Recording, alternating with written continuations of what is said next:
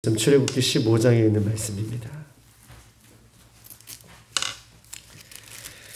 출애굽기 15장 1절로 우리 18절까지 있는 말씀 보시겠습니다. 출애굽기 15장 1절로 18절까지 있는 말씀, 저와 여러분 한 절씩 그렇게 교독하시겠습니다. 15장 1절로 18절까지 있는 말씀입니다. 이때에 모세와 이스라엘 자손이 이 노래로 여호와께 노래하니 일러스되 내가 여호와를 찬송하리니 그는 높고 영화로우시며 맑아 그 탄 자를 바다에 던지셨음이로다. 여호와는 나의 힘이요 오르시며 나의 구원이시로다. 그는 나의 하나님이시니 내가 그를 찬송할 것이요 내 아버지의 하나님이시니 내가 그를 높이리라. 여호와는 용사시니 여호와는 그의 이름이로시로다.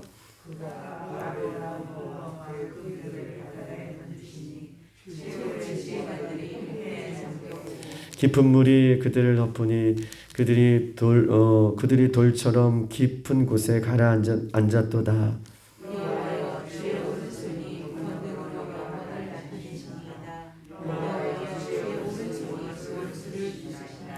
주께서 주의 큰 위엄으로 주를 거스리는 자를 엎으셨으나이다.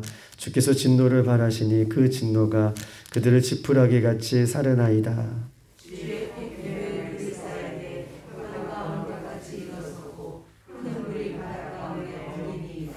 원수가 말하기를 내가 뒤쫓아 따라갔으니 탈취물을 나누리라. 내가 그들로 말미암아 내 욕망을 채우리라. 내가 내 칼을 빼리니 내 손이 그들을 멸하리라 하였으나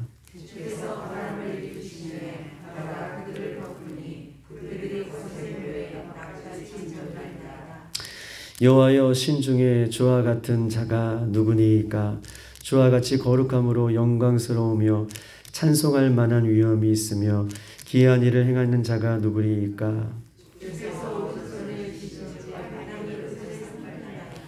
주의 인자하심으로 주께서 구속하신 백성을 인도하시되 주의 힘으로 그들을 주의 거룩한 초세에 들어가게 하시나이다.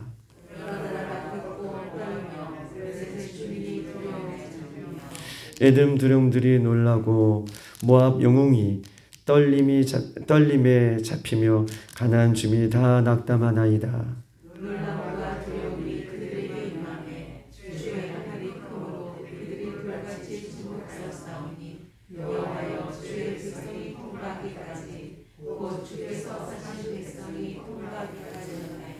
주께서 백성을 인도하사 그들을 주의 기업의 산에 심으시니이다.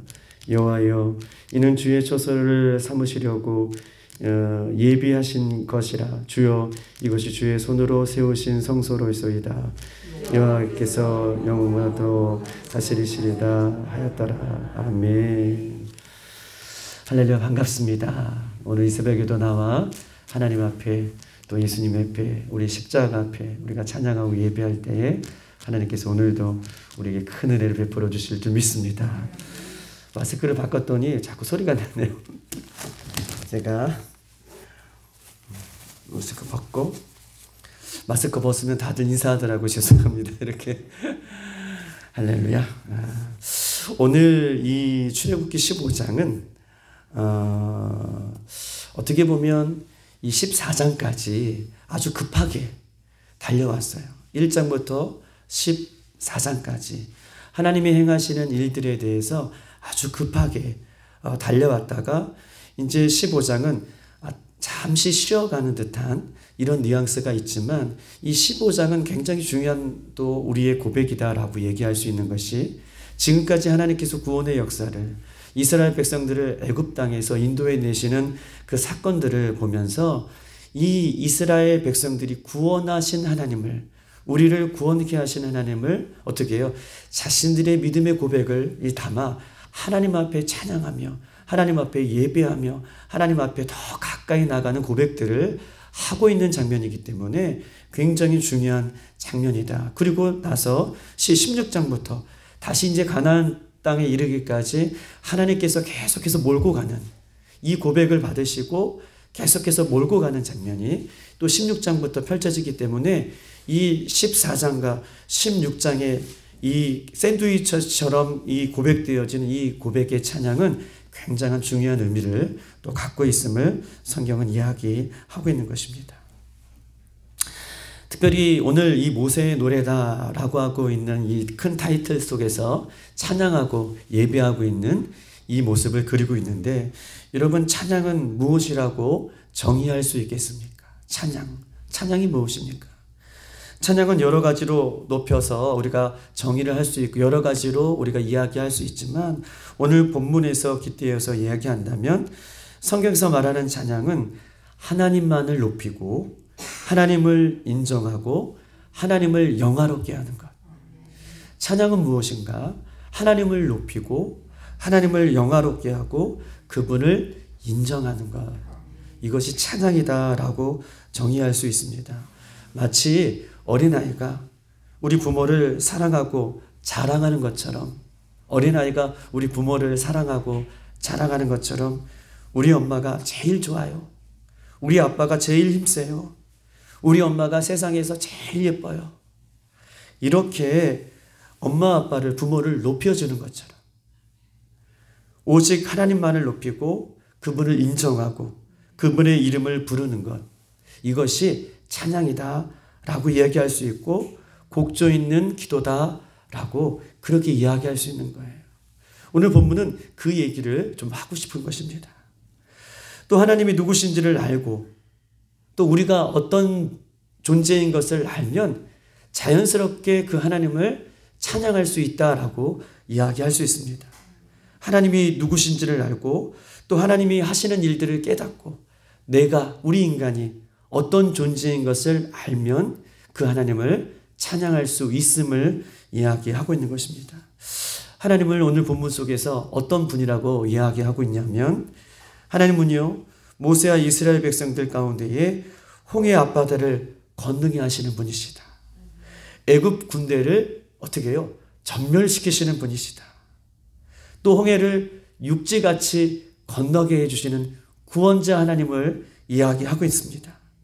또한 우리가 보았듯이 14장에 우리 앞에서 싸우시는 하나님이신 것을, 강력한 손으로 붙들어 주시는 하나님이신 것을, 죽음의 땅에서 가나안 약속의 땅으로 이끌어 가시는 분이신 것을 그가 그렇게 고백하면서 이스라엘이 그렇게 경험하면서 이스라엘 백성들이 그 눈앞에 그 하나님을 만남으로 그렇게 하나님을 높여드리고 하나님만을 찬양하며 하나님 앞에 나아가는 그렇게 고백이 있는 찬양을 오늘 본문은 하고 있는 것입니다. 즉 다시 말해서 이스라엘 백성은 구원해 주신 하나님 앞에 감사하며 찬양하는 본문이 전체의 본문의 구조인 것을 성경은 우리에게 이야기하고 있어요. 하나님만을 높이며 구원해 주신 하나님만을 찬양하는, 우리 한번 1절과 2절을 다 같이 한번 읽어보겠습니다. 1절과 2절 시작. 이때에 모세와 이스라엘 자손이 이 노래로 여호와께 노래하리니 일렀을 내가 여호와를 찬송하리니 그는 높고 영원하시며 맑아 그 탄자를 바다에 던지셨음이로다. 여호와는 나의 힘이요 노래시며 나의 구원이시로다. 그는 나의 하나님이시니 내가 그를 찬송할 것이요 내 아버지의 하나님이시니 내가 그를 높이시로다. 아멘. 계속해서 이야기하고 있는 것은 찬송하리로다, 높임이로다 라고 계속해서 이야기하고 있는 것입니다. 처음에는 이스라엘 백성에게 때로는 고난이 계속해서 찾아왔죠. 10가지의 재앙의 고난도, 또 하나님께서 이스라엘 백성을 이 가나안 땅으로 인도해 내시는 것 가운데에도 지름길로 걷게 하시지 아니하고 하나님께서는 광야길을 마다하시 아니하고 어떻게 바닷길로 인도하시고, 바닷길로 인도하셨던 하나님은 앞으로도 가지 못하게 하시고 때로는 애굽 군대가 뒤에서 쳐들어오는, 때로는 어려움을 만나기도 하고 고난을 만나기도 하고 때로는 우리가 예상치 못하는 일들을 만나게 하셨습니다. 그러나 여러분 보십시오. 고난이라는 것이 때로는 우리에게 힘듦이 주어질지라도 이 오늘 본문은 이 고난 때문에 이스라엘 백성들이 하나님의 은혜를 깊이 경험하고 이 고난 때문에 하나님의 사랑을 깊이 만나며 이 고난 때문에 드디어 고난으로 인하여서 하나님 앞에 영광이 되어지는, 하나님만을 찬양하는, 하나님만을 높이는 귀한 시간을 맞이하게 됐다는 거예요. 하나님께서 이스라엘 백성들을 그냥 형통한 길로만, 그냥 평탄한 길로만, 그냥 하나님께서 그들을 안전한 길로만 인도하셨다면 이런 고백이 어떻게 나왔겠습니까? 여호와께 노래하리니 그는 말과 적군을 이 바다에 던지셨습니다.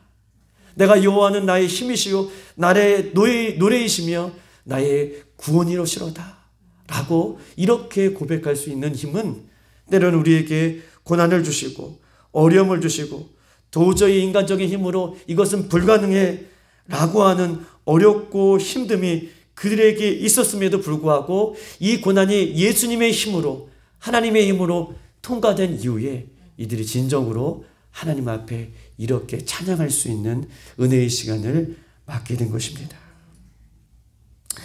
그렇습니다. 때로는 이해할 수 없는 고난과 아픔과 상처와 어려움과 절망, 이 모든 것은요, 우리를 정화시키려고 하는 하나님의 은혜의 수단인 거예요. 우리를 정화시키려고 하는, 우리를 깨끗하게 하는 하나님의 방편인 것을 성경은 이야기하고 있는 것입니다. 얼마나 감사해요. 얼마나 귀해요. 때로는 고난과 아픔과 어려움과 상처와 이런 것들이 나를 깨끗하게 정화시키고 나를 하나님의 도구로 사용하시기 위한 하나님의 방편인 것을 이야기하는 것입니다.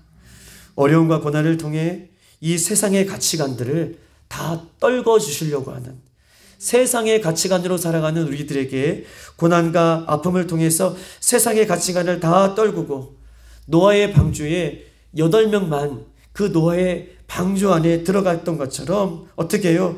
이 세상의 가치관으로 살아가는 이 세상 속에서, 이 세상의 가치관으로 살아갈 수밖에 없는 이 구조 속에서 하나님의 백성은 세상의 가치관으로 살아가는 것이 아니라 하나님의 가치관, 믿음의 가치관, 말씀의 가치관, 그 은혜의 가치관으로 들어가게끔 하기 위해서 우리를 잠시 때로는 어려움을 만나기도 하시고 그 과정을 통해서 이 모든 더럽고 추한 것들을 정화시키려고 하시는 하나님의 은혜의 방편이 이 이스라엘 백성들 가운데 있었음을 이스라엘 백성들이 드디어 고난을 통과하고 그 하나님의 사랑을 노래하고 있는 장면인 것입니다. 여러분 한번 보십시다. 430년 동안 이스라엘 백성들은 애굽의 가치관으로 살았습니다. 노예의 가치관으로, 죽음의 땅의 가치관으로 그렇게 살았다는 거예요. 이제 하나님께서는 이 홍해 바다를 통과하시고 죽음에서 건져낸 이후에 가나안 땅의 가치관으로, 하늘나라의 가치관으로, 세상의 시민의 역할들을 감당하는 것이 아니라 하늘나라의 시민의 모습으로 살 것을 성경 우리에게 이야기하고 있으면서 때로는 이 모양 저 모양 이렇게 어려움을 주시기도 하신다라고 말씀하고 계십니다. 앞으로는요, 더 많은 어려움들이 우리에게 있을 것입니다. 지금보다 더 힘듦이 우리에게 있을 것이에요. 그때마다 이 본문의 말씀을 기억하고 우리의 인생은 하나님께서 주시는 하나님의 가치관으로 어려움이 올 때마다, 힘듦이 올 때마다 이 땅 가운데 머물러 있는 우리들이 아니라 오히려 하나님을 찬양하고 이스라엘 백성들을 구원해 주셨고 우리를 구원으로 그렇게 일구어 가시는, 그렇게 이끌어 가시는 하나님 앞에 찬양하는 우리의 인생이 되기를 주님의 이름으로 축복합니다. 이런 어려움을 통해 하나님께서는 결국 찬양받기를 원하시는 것입니다. 우리들에게 이런 시간들을 허락하여 주셔서 하나님의 백성으로 더 귀한 모습으로 살기를 원하시고 계시는 것입니다. 그러므로 우리 모두 각자 개인적인 어려움과 개인적인 힘듦이 또는 개인적으로 우리가 예상치 못하는 이런 일들을 겪을 때에 오히려 하나님 앞에 회개함으로 우리가 하나님 앞에 영광이 되어지는 개인적인 찬양뿐만 아니라 우리의 삶이 하나님 앞에 드려지는 곡조 있는 찬양의 모습으로 살아갈 수 있는 저와 여러분 되기를 주님의 이름으로 축복합니다.